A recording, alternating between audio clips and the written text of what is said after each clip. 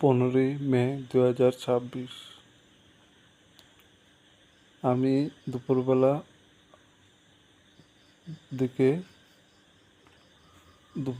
দিকে সবজি বাজারে যাই।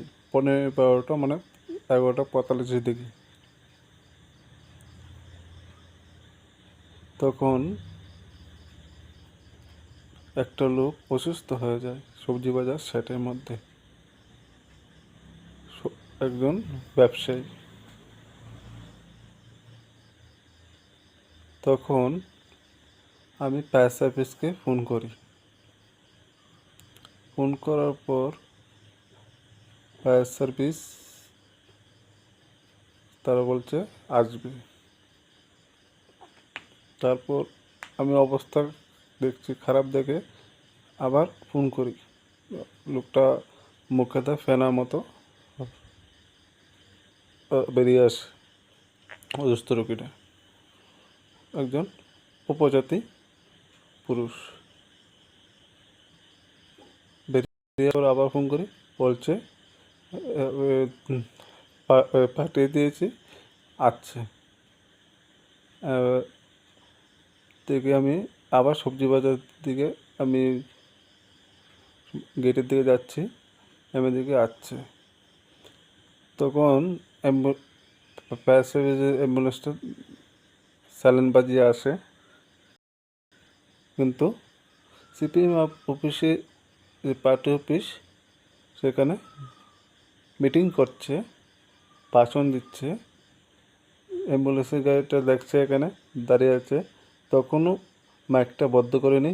কারণ একটা লোক অসুস্থ হয়েছে, নিশ্চয়ই একটা কোনো কিছু দুর্ঘটনা হয়েছে এখানে, বা একটা অসুস্থ হয়েছে, তারা জেনেও মাইকটা বন্ধ করেনি, এখানে ভাষণ দিচ্ছে। কেমন পার্টি হলে সিপিএম পার্টি এরকম করতে পারে? আবার বলে তারা নাকি উপজাতিরা দরদি।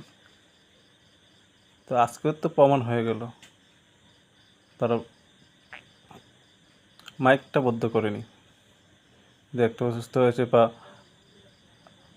গিয়ে দেখি কি করা যায়, এরকম নেই। আরও মানুষকে মারার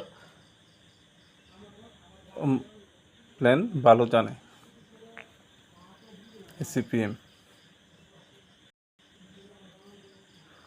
কারণ তারা মানুষের ভালো চায় না। তারা একটা অ্যাম্বুলেন্স এসেছে, অ্যাম্বুলেন্সটা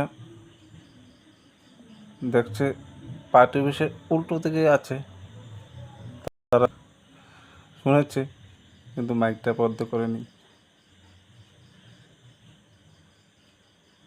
তারা হচ্ছে এরকম চরিত্রের লোক, খারাপ চরিত্রের লোক, মানুষকে ক্ষতি করে। তারা এখন ক্ষমতা পুচ্ছে বাঁচতে এখন কেমন লাগে।